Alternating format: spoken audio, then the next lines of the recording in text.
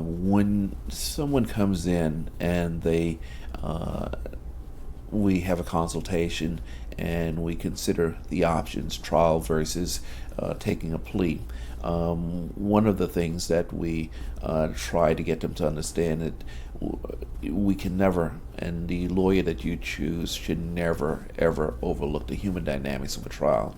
And the first place that comes into place is where you're selecting a jury. To me, that's one of the most overlooked aspects of a trial, and that's one of the most important aspects of a trial, because it's during that process that you're endeavoring to come up with 12 fair-minded individuals to sit in judgment and to give you your fair day in court. And oftentimes, the prosecutor is going to have some evidence, and that evidence may be compelling, or they may have a witness or a supposed victim, and those may be very compelling aspects that the prosecutor is going to put in front of the jury. And you want to take advantage of jury selection to make sure that they are not going to be swayed by that type of situation. You want to make sure that if you believe that this is a murder case and a loved one is going to come in and he's going to cry and he's going to talk about losing their loved one, and you don't want that to be substituted as evidence. You don't want that emotion to be substituted as evidence. So you must take your time during jury selection and carefully prepare the prospective jurors for that likelihood. You have to make sure that they give you that promise, and you have to spend time on this with them to make sure that you know that they're steel to that they're not going to be affected by that one iota. When that person comes in, you want to, by the time you finish jury selection, you should have them expecting that person to come in and cry, and then just overlook the tears, overlook the emotion, and look to see whether or not they have anything competent to help the prosecution prove its case beyond a reasonable doubt. And all too often, I think that lawyers skip the jury selection process because it's there that you're going to develop that relationship. It may be a tacit relationship that you're going to develop, that you're going to cause some individual or individuals to go back in that jury room and fight for your client and fight for your cause. You must drop R. Kelly today. RCA, we're here to stay. You must drop R. Kelly today. RCA, we're here to stay. Mute R. Kelly. The music industry has been complicit. They allowed him to go on world tours. They allowed him to expand his fan base. They allowed him to line his pockets with profits. And that just normalizes violence against women. Every institution that should have stood up and protected black girls failed. But today we're talking about RCA.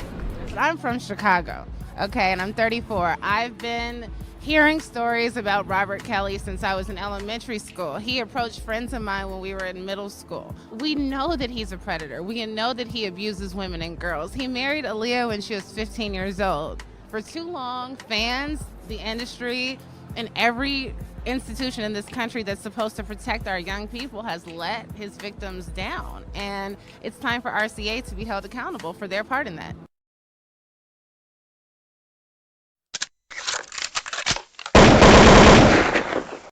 Hello and welcome to my channel. Go ahead, hit the like, hit the share, subscribe if you haven't already. Before I go into my commentary, let me tell you an interesting story about this photo you see. Now, I was trying to help this young lady with getting into the modeling industry at the time. Now, this young lady I felt was trustworthy because her father ran Crime Stoppers magazine, so I didn't have any reason to suspect her of anything. But unbeknownst to me, while I'm sitting there taking these photos with her, she had called up her cousin to break into my car and rob me blind. That day, I had just got my school money, and I had forgot to stop by the bank. However, nobody knew this. Only people knew that I had plans to do other things that specific day. So when this whole incident happened, I knew off top what was really going on.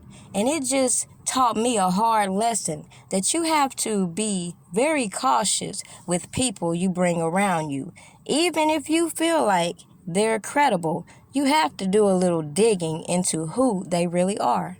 the point, because if you listen to the accusations that are coming from the government and all these people who've taken part in this propaganda against Robert Kelly, you will notice one common thing. Some of these people claim to have first-hand knowledge, claim to have seen specific things, but for some strange reason, they never reported none of the things they saw.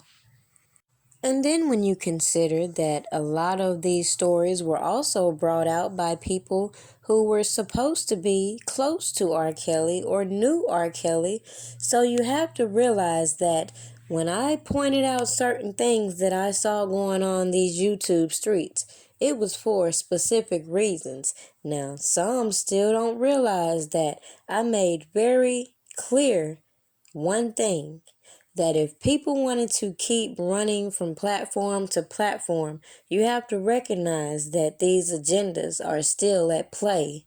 So when you look at the way these people are pairing up and then coming out, calling people's name, coming up, forming these teams, and you consider the fact that according to the government, R. Kelly is head leader of this enterprise. He has all these people out here doing all this stuff on his behalf. You have to see the message that I'm bringing.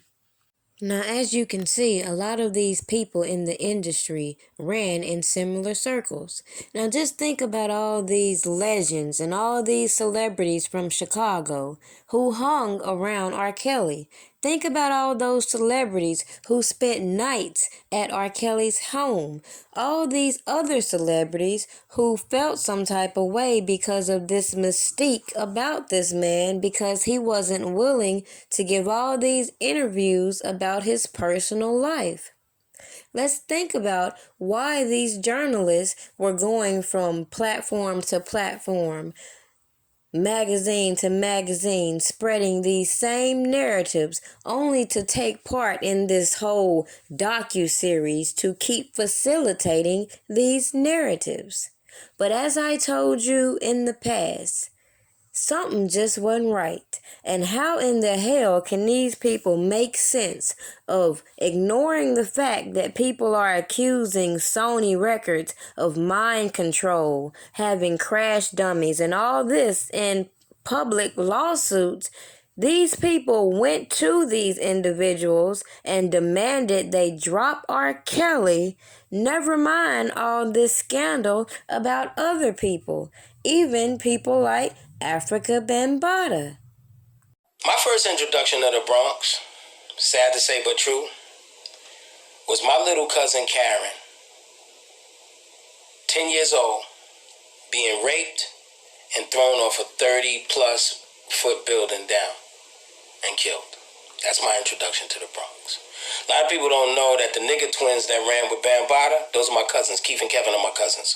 Cool Herc knows that because I told her Keith and Kevin are my cousins. Carl Victor, all of them, those are my cousins.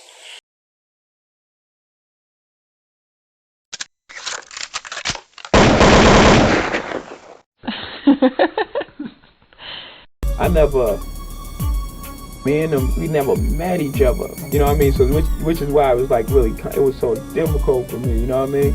I was a fan of that dude music, you know what I mean? It was just like, my affiliation with Big, it's just like, you and your man. If I got a problem with you, I know if I see your man, it ain't gonna be dapping him like it's all good, you know what I mean? If that's your man, and he's going out with you. You know what I mean? And a lot of fans do the same thing. Like if Pac say something on the record, fans get behind him like, yeah. You know what I mean? Fuck JB, you know what I mean? A lot of people just see me as like a real dude. Like I was able to rise above that. You know what I mean? I guess it's just, I didn't change anything. I just kept doing things the way I do it and try to be real as ever. A while back, I had made a video about the best of both worlds and how offending the wrong people in the industry could cost you a lot. And as with any corporation, when you sign these contracts, you have to abide by any rules just like you and I with regular jobs. So when we see all these individuals coming out with these plans, Like I said from the beginning, these people have showed us how they will target individuals, get next to those individuals, and the next thing you know, they will throw those individuals under the bus if need be. So when I point all this out and you see all this playing out via social media, including how it is possible that girls could get close to R. Kelly in the first place, all this should make sense as to why the government and their allegations cannot be taken serious. Now, according to reports, the Chicago trial that was set has been canceled. There will be a status update soon, and I will be coming back to give you a status on the case. Make sure you like this video, share, and subscribe if you haven't already. Let's talk about in the discussion why these people skipped all these names that were brought out during this Me Too movement and targeted Robert Kelly. Because as I have demonstrated, I believe this was because they wanted to pick someone they felt was an easy target to implement some of these new laws they had on their agenda. Peep game. Just a quick reminder, make sure you go and check out my site, www.pdpastries, for all your pastry needs. I do ship, and you can send your payments through Cash App. All contributions to my food truck is always open. Cookie, I'm a cookie monster. Break your back, crack it open like a lobster.